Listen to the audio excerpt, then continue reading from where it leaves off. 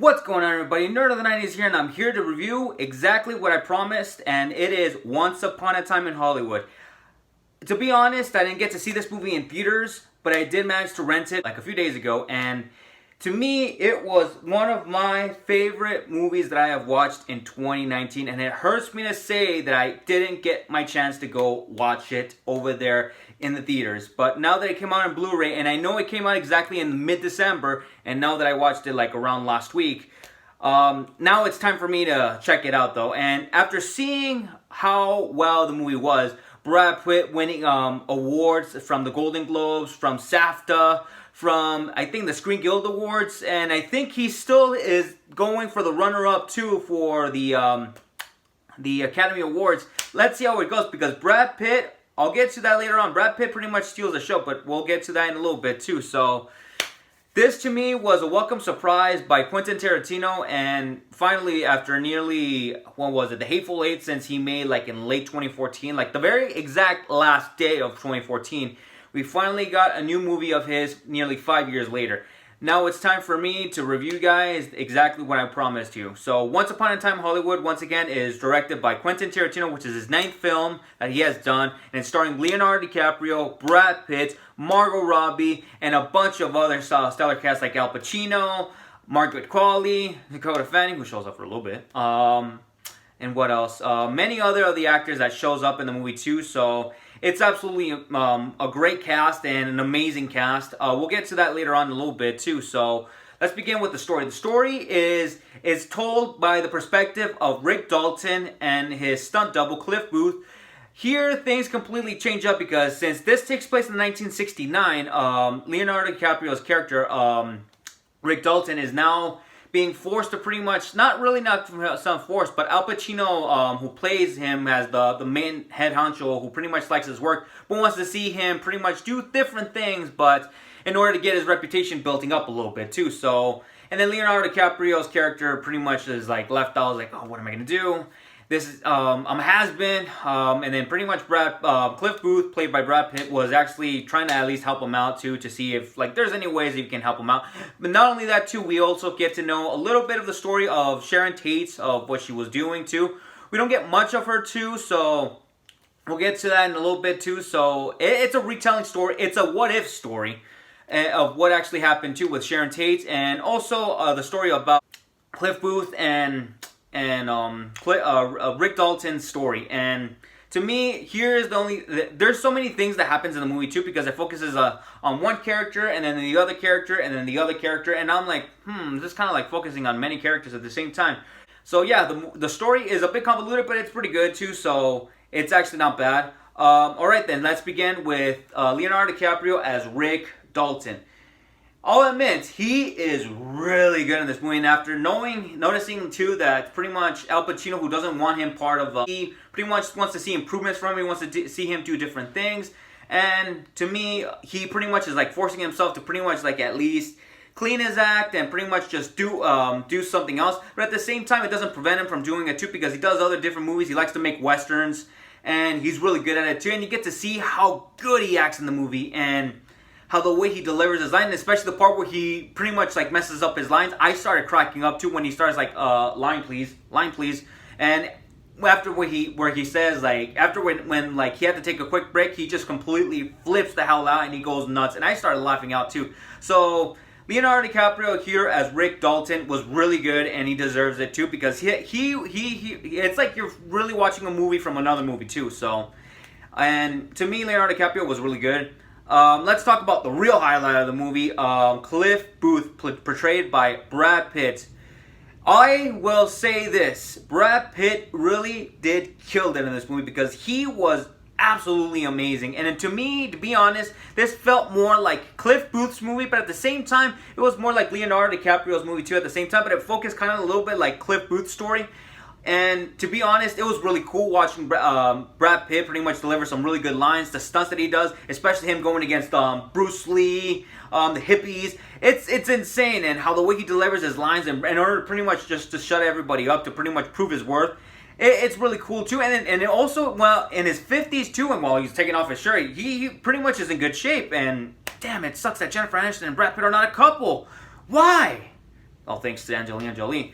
But anyways, Brad Pitt as Cliff Booth, really good. Okay then, Sharon Tate's portrayed by Margot Robbie. She was really good. But it felt like this was pretty much a movie based on Cliff Booth and Rick Dalton's story. Pretty much Sharon Tate does have screen time, but not too much as Cliff and Rick.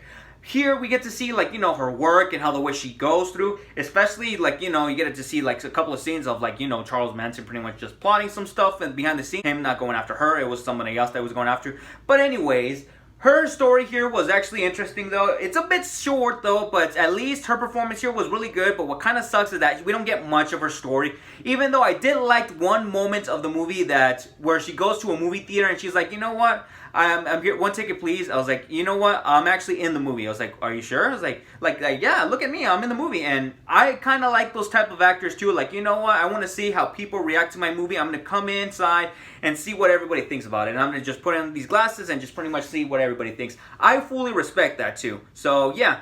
Margot Robbie, despite her sort of small shortcomings in this movie, it's not, here's the thing, she does have a big part of the movie in the very end and also a little bit in the middle. And then what's so cool that we get to see, like, some scenes of the real Sharon Tate in the movie, and I kind of like that too because it was interesting, and I kind of smiled too because you guys already know the story about what happened to Sharon Tate. And yeah. Anyways, the supporting cast. Okay, we got Dakota Fanning.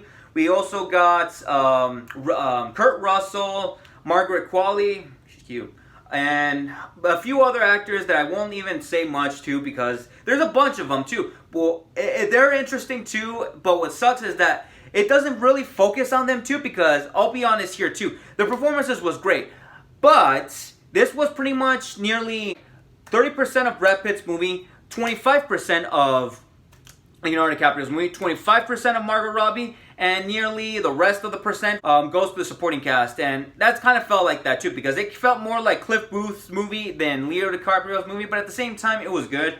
So the supporting cast kind of is there. Pretty much you get to see like Charles Manson's cult over there planning on doing something too because they're plotting on something.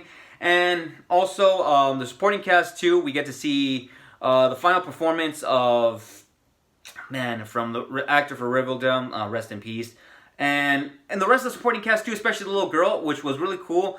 I thought, and while Leonardo DiCaprio and the little girl having that dialogue in that moment too, because after she notices that how good he's much of an actor, that was the best performance that I ever seen in my entire life. And then Rick Dalton just thanks her and just started tearing up. I was like, I'm Rick freaking Dalton. I like that line. And to me, the supporting cast here was pretty much, they're there, but at the same time, they pretty much give a little bit of levity to the movie. So without a doubt, it's really good. So let's talk about the next part, the 1969 setting and how the way it looks. Wow, Quentin Tarantino knows how to make Los Angeles exactly how the way it looks like in 1969. You get to see Easter eggs, the Van Nuys movie theater, how the way Hollywood looked like back in 1969.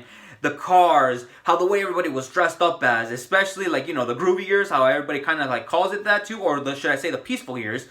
And wow, how the way everything looks and how the way it's stylized, to me, it was really good. And whoever did all of this too, props to you. All right, let's talk about what Quentin Tarantino is really good at, especially with his movies, the dialogue. It's really interesting. And I'll give you guys a bit of a history lesson too. If you know Quentin Tarantino's movies, you'll like it a lot.